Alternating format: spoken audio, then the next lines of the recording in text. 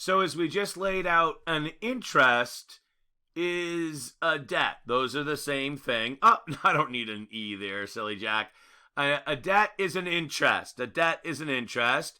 And in real estate, of course, we record debts against properties. And there's a 4-letter word for that. Anybody know what that is? What's the 4-letter word for a record of a real estate debt? Record of a real estate debt. 4 words. The word is lien. A lien. A lien is a record of a debt owned against a piece of real estate, and a debt is an interest. So those kind of all go together. Now, with liens, there are voluntary liens and involuntary liens. A voluntary lien is one that you incur. You incur in a debt voluntarily. So think about that for a second. What type of debt might you voluntarily incur against your home, for instance? How about the mortgage, right?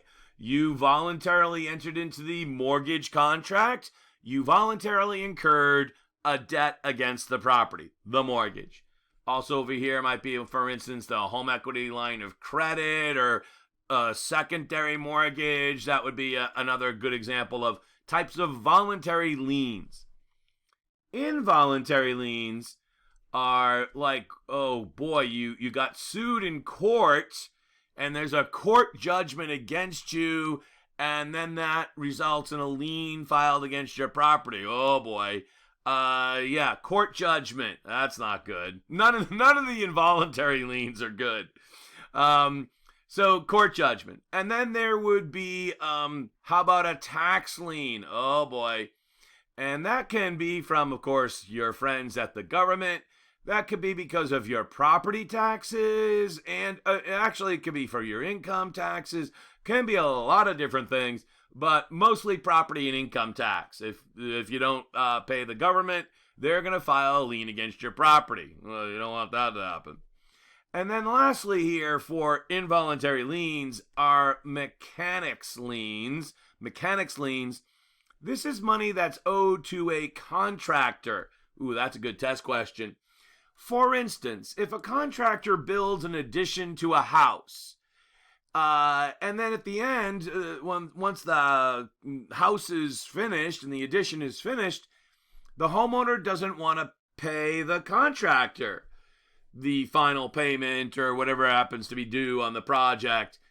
What is the contractor going to do? It's not like they can just go over and repossess the addition, like, bring the tow truck over and take the addition away.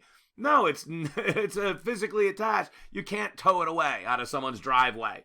So there are a number of different options for the contractor to get paid. One of them is to file what we call a mechanics lien. And again, this is money owed to a contractor. It represents the contractor's time and materials. It represents the contractor's time and materials. And one strategy amongst several others, you don't need to know the other, but one strategy to get paid as a contractor if the homeowner or the property owner won't pay you for your time and materials. Mechanics lien, mechanics lien sounds like a really good test question.